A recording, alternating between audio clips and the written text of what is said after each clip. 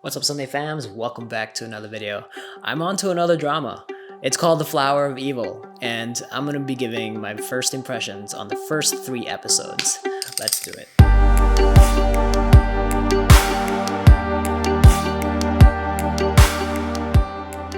The Flower of Evil. It's a psychological thriller about our central character who has to change his identity in order to hide his past.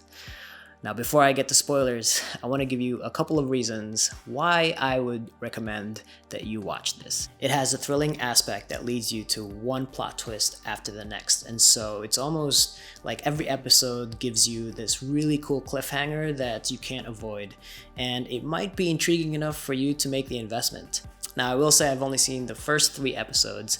There's 7 episodes out on Viki right now, but if you've seen all of the episodes, don't leave spoilers in the section below.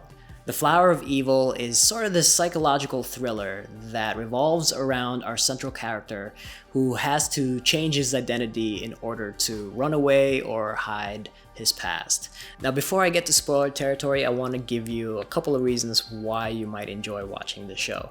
If you're a fan of the thriller genre or even the murder mystery type of show, this has a lot of really cool aspects regarding that in terms of the pacing, the way the story unfolds, one plot twist after the next. It's got intriguing aspects to it revolving around these characters that you meet along the way.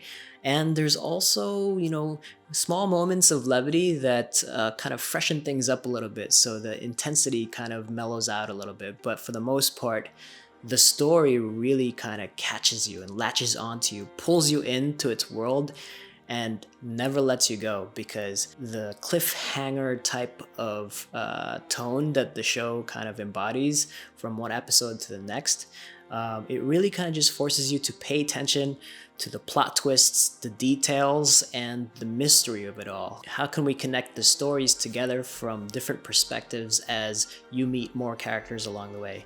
But for the most part, it focuses on our main character, Do-hyun's son, and he seemingly has this picture-perfect family, right? But like I said earlier, that's not his real identity. And what is his identity? What is his past? In the first opening sequences, you get right away that there is a symbolism that is happening here with the title itself, The Flower of Evil.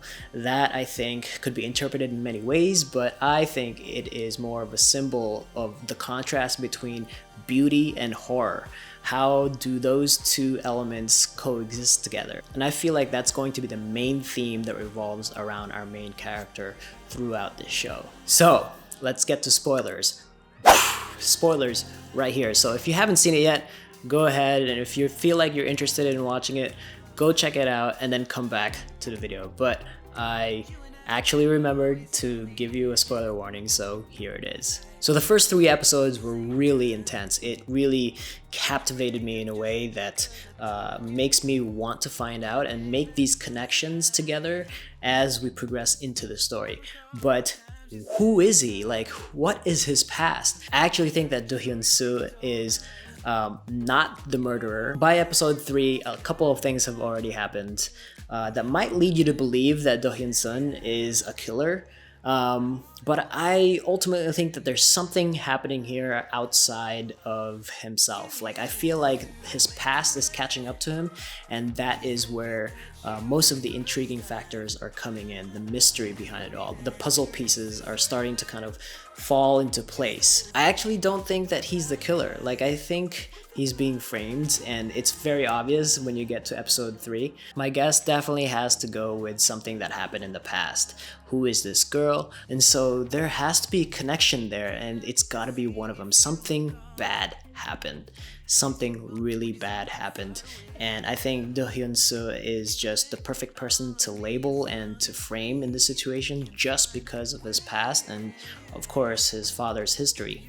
But I am just so intrigued, and I can't wait to watch the rest of the episodes. And I feel like Do-hyun-soo is the perfect and obvious choice to frame in this situation because of his past. Something that I have noticed while I was watching this is that he has this kind of psychological tension and a battle between himself, like within himself, because his father happens to be a serial killer, and so that could be something that he is fearful of, that it gets passed down genetically or just gets passed down through the family gene cycle. There is going to be this really cool cat and mouse game between his wife, who is in charge of the murder case, the reporter, and himself. That there's going to be like this trifecta that's happening to catch the killer. That is it for me, guys. Thank you so much for stopping by.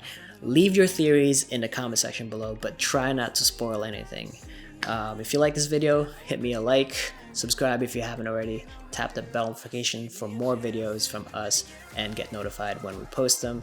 And you have a great day. I will see you next time.